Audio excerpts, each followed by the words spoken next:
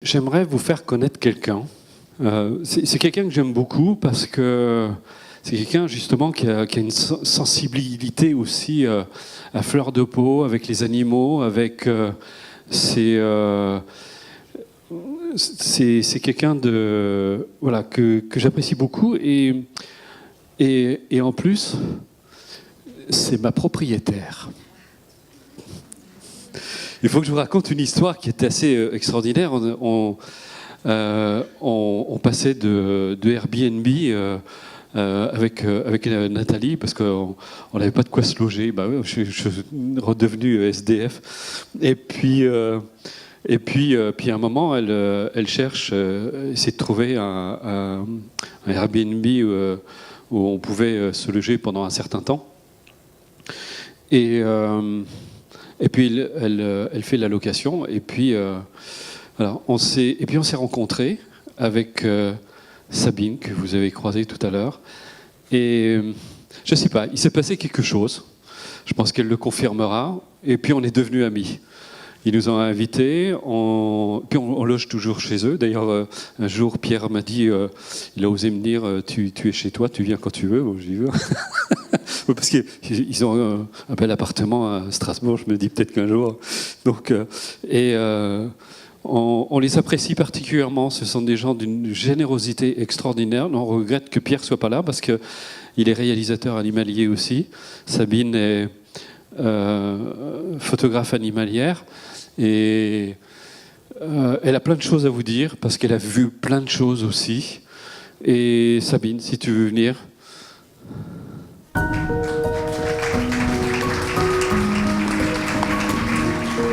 Ah oui, on a oublié quelque chose. Alors, tu vas t'asseoir et attends, faut enlever juste la tablette. Alors, on a réalisé un petit film, justement, qu'on va passer.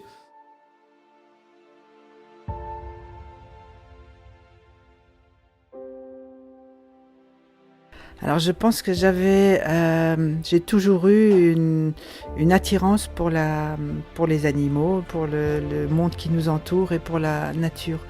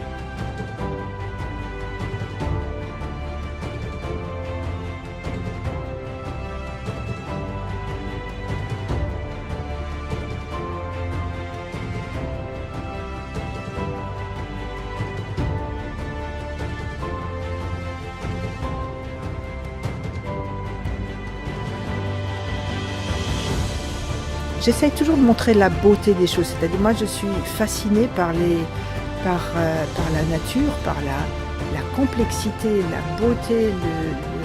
C'est le résultat de millions d'années d'évolution vers une diversité incroyable, un perfectionnement. Et ça, je suis vraiment émerveillée chaque fois que je le vois. J'aimerais partager ça. Donc, mes photos sont surtout des photos qui me touchent.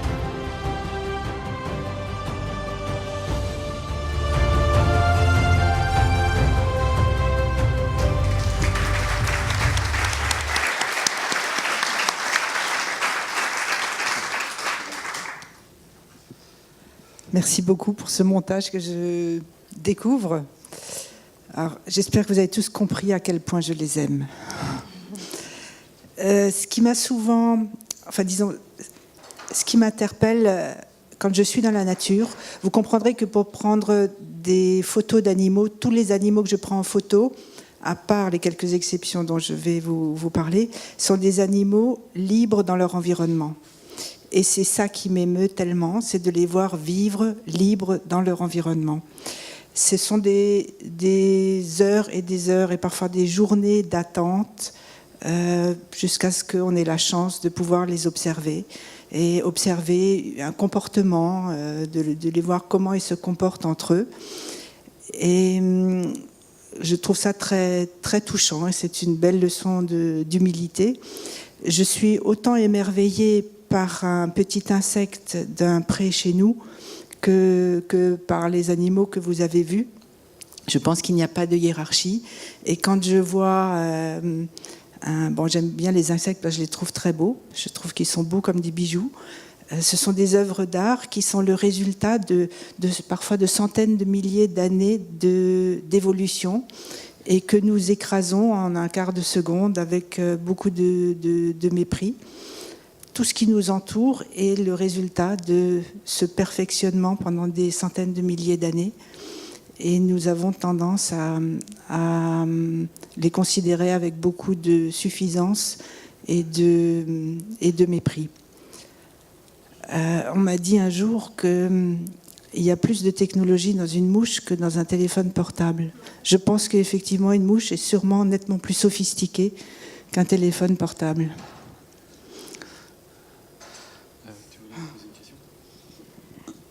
Oui, parce que à travers ce que là, tu nous parles des voyages, de tout ce que tu vois de beau, mais tu vois aussi le revers de la médaille par rapport à tout ce qu'on a évoqué ce matin. C'est-à-dire que tu nous as expliqué, par exemple, que d'une année sur l'autre, tu allais faire des photos avec Pierre sur les manchots empereurs en Antarctique, c'est ça? Et que d'une année à l'autre, tu voyais c'était visible à l'œil les changements de paysage, en fait. Alors la destruction, on la voit partout, continuellement, en Arctique et en Antarctique bien sûr, mais j'étais à Sumatra pour essayer d'observer des orang-outans. Quand vous voyez ce que représente la déforestation et les plantations d'huile de palme, c'est à pleurer. On a roulé un jour pendant 6 heures sans sortir du champ de palmiers à huile. Il n'y a plus rien. Une plantation de palmiers à huile, c'est totalement mort. Il n'y a plus d'oiseaux, il n'y a plus d'insectes, il n'y a plus de vie, plus de bruit, il n'y a plus rien.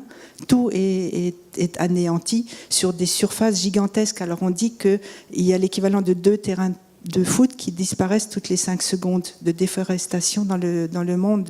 C'est quand même assez effarant. Et je ne peux m'empêcher de me dire que nous sommes le moteur de tout ça par nos modes de consommation, que ce soit le bois exotique, que ce soit l'huile de palme, que ce soit les animaux. Juste un petit chiffre encore pour les animaux d'élevage. Parmi les vertébrés, les 3/4 de la biomasse des vertébrés, ça représente 3/4. 3/4 de la biomasse de tous les vertébrés sont faits sont des animaux d'élevage.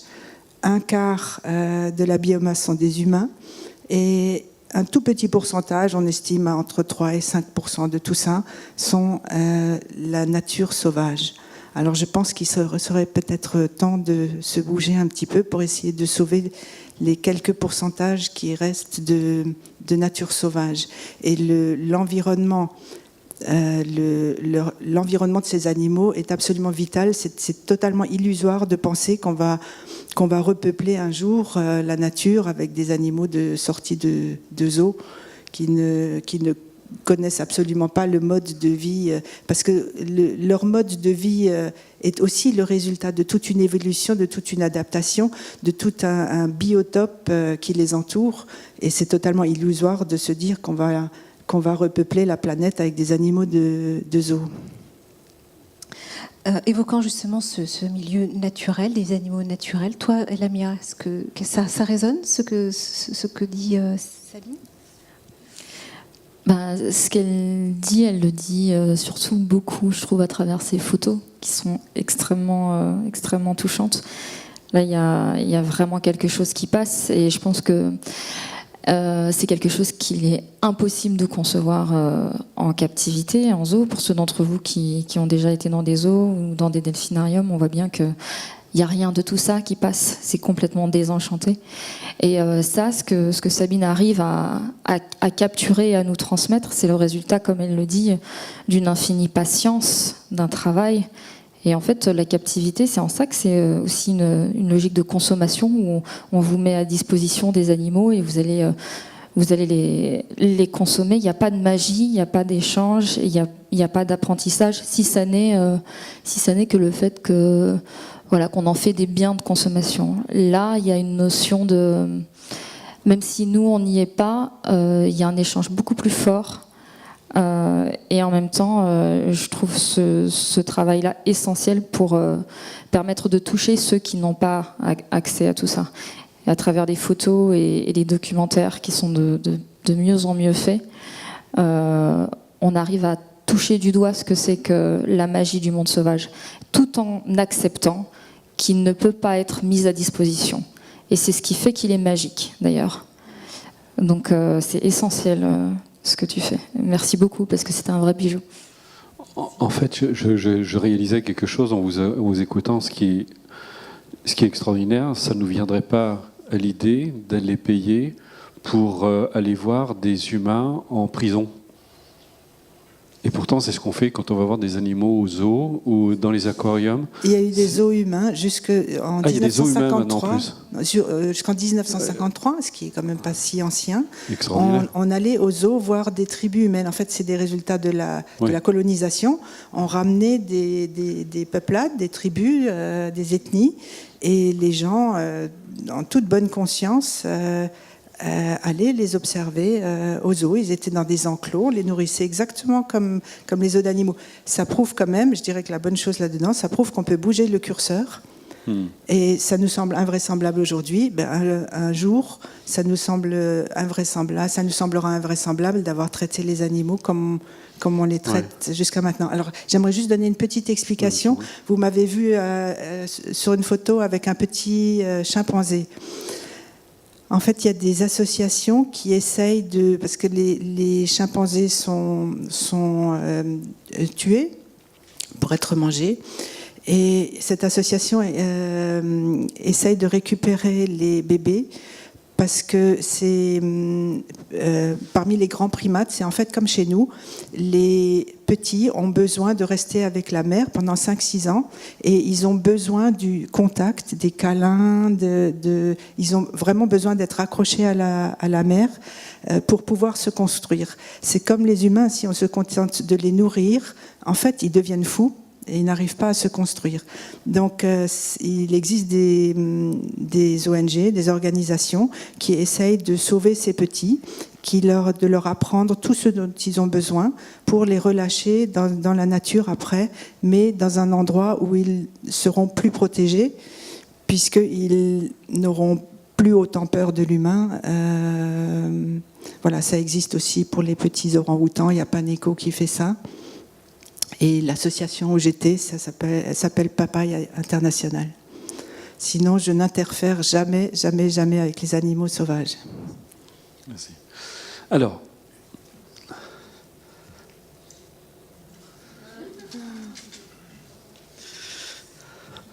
voilà, on va vous proposer aussi à votre tour de partager aussi votre...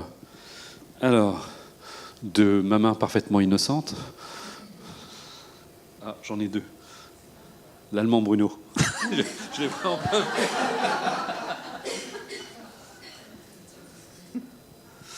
Raja.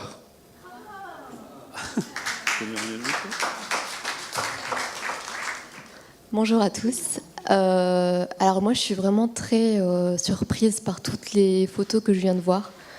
Parce que... finalement, on voit que les animaux sont plus humains que nous dans l'heure actuelle. Et ils dégagent énormément d'amour. Et pour moi, ce sont vraiment des exemples pour nous, les humains. Donc, après, comme là, depuis ce matin, en fait, il y a vraiment une prise de conscience par rapport à l'interdépendance que je n'avais pas auparavant. Et là, ça ne fait que confirmer. J'ai de plus en plus conscience en fait, de cette interdépendance qui est vraiment très, très, très, très importante en fait. Et du coup, je pense qu'avant, je ne voyais pas en fait où était le mal de manger des animaux ou de les tuer. je les considérais pas comme là aujourd'hui, je les considère comme des êtres à part entière. Voilà, donc c'est pour moi un grand pas. Et voilà, en tout cas, merci.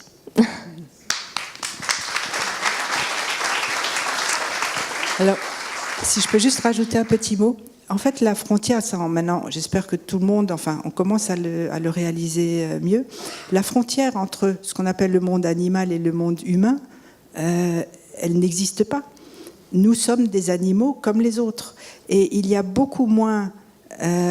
disons que les chimpanzés sont beaucoup plus proches de nous, humains, qu'ils ne sont proches d'un macaque.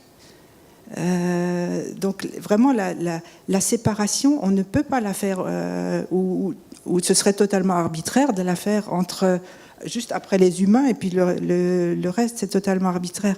Et je voulais juste encore rebondir sur quelque chose, c'est que Bruno parlait avant, bon, on discutait et je disais que moi j'ai beaucoup de mal à contenir parfois ma colère. Je ne suis pas du tout zen comme il faudrait. Et lorsque je vois la destruction, par exemple, lorsque je vois qu'on fait du mal, lorsque je suis avec quelqu'un qui est chasseur et je me dis qu'il se lève le matin, il prend un fusil en se disant que pour mon loisir, je vais m'en tuer quelques-uns, j'ai beaucoup de mal à ne pas les traiter de salopards. Donc, voilà.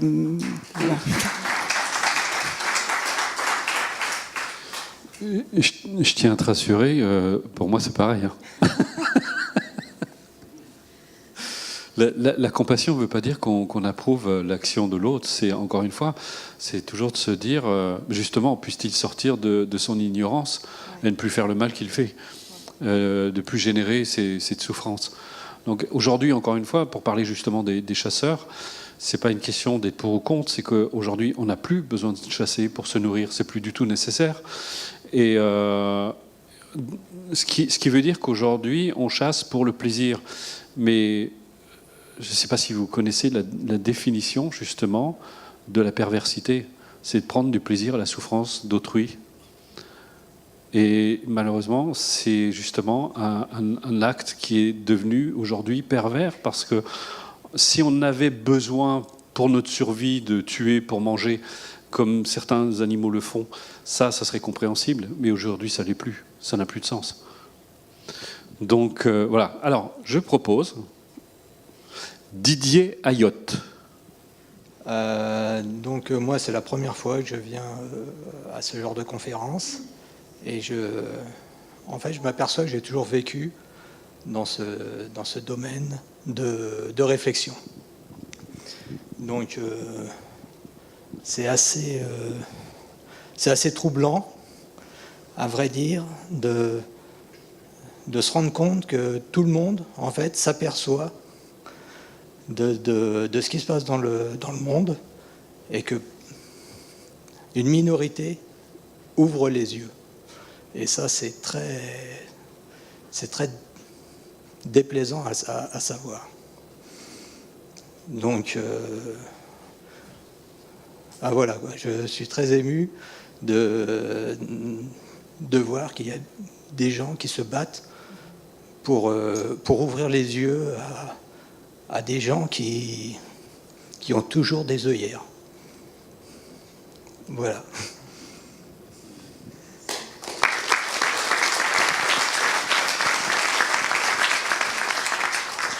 Je voulais juste dire, lorsqu'on se rend compte qu'un animal est en grand danger, et il y en a énormément, la convoitise augmente.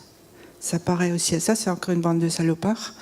La convoitise augmente. Lamia le sait avec le thon rouge. Les Japonais pêchent le thon, sachant qu'il est en danger, et le stockent dans d'immenses congélateurs parce que la valeur va augmenter. L'ivoire, la corne de rhinocéros, la valeur augmente avec la rareté. Donc la convoitise augmente, donc la chasse augmente aussi, le braconnage augmente. Oui, en fait, c'est ce qu'on appelle la spéculation sur l'extinction.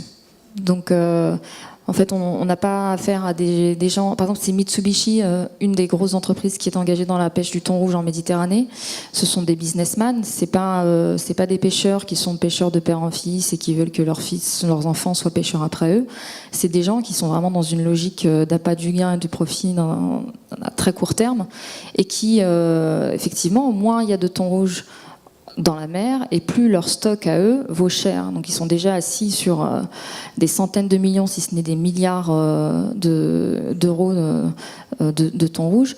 Et le problème, c'est qu'en fait, quand les médias en parlent, par exemple là, il y a eu un record battu encore avec une femelle thon rouge de 250 kilos qui a été vendue, je crois, 3 millions de dollars. Et en fait, les médias en parlent comme si c'était un record de vitesse incroyable, le thon le plus cher de l'histoire. En fait, c'est dramatique parce que ce que ça veut dire, c'est que c'est avec un tel prix sur sa tête, il y a très peu de chances de s'en sortir. Et comme en plus on est dans une logique, ce qu'on appelle la tragédie des communs, c'est-à-dire que vous avez plusieurs pêcheurs qui vont se dire, bon, bah, en fait, s'ils sont face au dernier couple de thon rouge reproducteurs, par exemple, ils vont se dire, mais en fait, je vais le prendre parce que si c'est pas moi qui le prends, c'est l'autre qui va le prendre. Donc voilà, c'est ça qui est terrible et qui est dangereux. Et effectivement, dans la nature, plus les espèces sont rares et plus elles valent cher, et donc plus elles suscitent l'appât du gain et souvent aussi le braconnage. Il y a parfois des choses qui sont vraiment très difficiles à entendre. Francine Meyer. Oui, bon, j'ai beaucoup admiré toutes ces photos, mais d'un autre côté, je trouve ça... Enfin, la journée, il y a un côté bien, c'est de se retrouver avec des gens qui sont sensibles. Et le côté plombant, c'est de se dire, mes petits-enfants, est-ce qu'ils verront autre chose que des photos d'animaux ? Ou des films d'animaux, et encore, à condition que ça ne s'écroule pas complètement et qu'il n'y ait plus de photos ni de films. Et donc, je suis assez partagée aujourd'hui de ce côté-là, parce que malgré tout, malgré les actions personnelles qu'on peut prendre, en fait, je me rends compte avec ce que vous venez de dire qu'on en est retombé à ce que dans la Bible, j'ai réalisé il y a peu de temps que dans la Bible, on parlait du veau d'or. Et je me disais à l'époque, quand j'étais petite, c'était stupide d'adorer un veau d'or. Je ne voyais pas du tout le symbole. Et là, je me suis rendu compte que on en est à l'âge du veau d'or. On en est symboliquement la cupidité. La cupidité est devenue la religion actuelle de la majeure partie des gens. Enfin, la majeure partie, non, allez, espérons que non. Mais quand même, les gens qui nous dominent, qui dominent le monde actuellement, qui vident les océans, qui font des élevages concentrationnaires, qui sont prêts à tuer la dernière femelle thon rouge ou le dernier éléphant, ils en sont en Afrique à couper les défenses des éléphants pour éviter qu'ils se fassent tuer. Et je veux dire, d'imaginer qu'on en est revenu à ça, c'est pas l'homme primitif, c'est vraiment une dérive absolue, quoi. Et ça, chaque fois que je reprends conscience de ce truc-là, c'est une émotion mais qui détruit, parce que je vois pas trop, comme il disait, l'effondrement est pas loin. Bon, j'ai beaucoup écouté Pablo Servigne. Je l'ai découvert il y a 2 ans, et effectivement, de faire le deuil de ce monde-là, de ces photos-là, de cette nature-là, je trouve que c'est très très difficile. Voilà. Merci.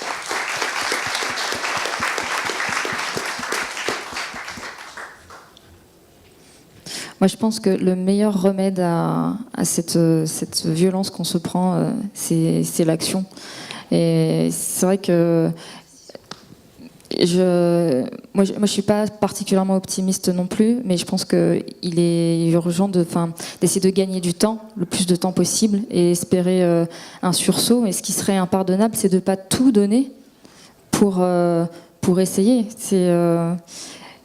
Moi, ma plus grande crainte, c'est de me retourner sur mon lit de mort et de me dire j'ai pas fait tout ce que j'aurais pu. Je pense que quand on a conscience de ce qui se passe, justement, parce que vous parlez de la cupidité, effectivement, il y a la cupidité, mais il y a aussi une énorme forme de déni de la plupart d'entre nous. Et je pense que déjà, en finir avec ce déni et affronter la réalité en face, ça peut permettre de prendre les bonnes décisions et surmonter la peur. Il y en a qui nient aussi les conséquences, enfin l'état de la planète parce que ça fait peur. Donc agir, et en fait, je pense que il faut mettre le pied à l'étrier et agir sans réfléchir à savoir si ça va être suffisant ou si on va y arriver au final, parce que sinon on n'agit pas, sinon c'est tétanisant en fait. L'ampleur du challenge est tellement énorme que c'est difficile de faire le premier pas. Donc vraiment, il faut commencer. Et nous, avec toutes les missions qu'on fait avec Sea Shepherd, par exemple, très souvent, on a vraiment le sentiment d'être le pot de terre contre le pot de fer. On se dit, mais en fait, à quoi ça va servir? Et puis on ne sait même pas si on va les trouver. Et il y a tellement de... En fait, si on devait rationaliser, on ne les ferait pas, ces missions. Et en fait, on y va, et il se passe toujours quelque chose d'un peu miraculeux. Par exemple, le Thunder, qui est un braconnier qui chassait la légine australe en Antarctique, qui est recherché depuis 10 ans. On l'a trouvé en 8 jours, alors que tout le monde nous disait « vous ne le trouverez pas ». On l'a poursuivi pendant 110 jours, il a fini par se saborder lui-même et par couler. On a fini par avoir toute la flotte des 6 bandits, qu'on appelait les 6 bandits qui braconnaient la légine australe en Antarctique. On a fait des choses aux îles Féroé, par exemple, sur une campagne de 4 mois. Ils ont réussi à tuer 33 dauphins, et sur la même période l'année d'avant, ils en avaient tué plus de 1300. Si au départ on nous avait dit l'objectif c'est de sauver 95% de dauphins, ça sert à rien, en fait c'est impossible, on n'y arrivera pas. Donc je pense qu'il ne faut pas trop réfléchir. On sait que la situation est urgente, on sait qu'il faut faire quelque chose, et on y va.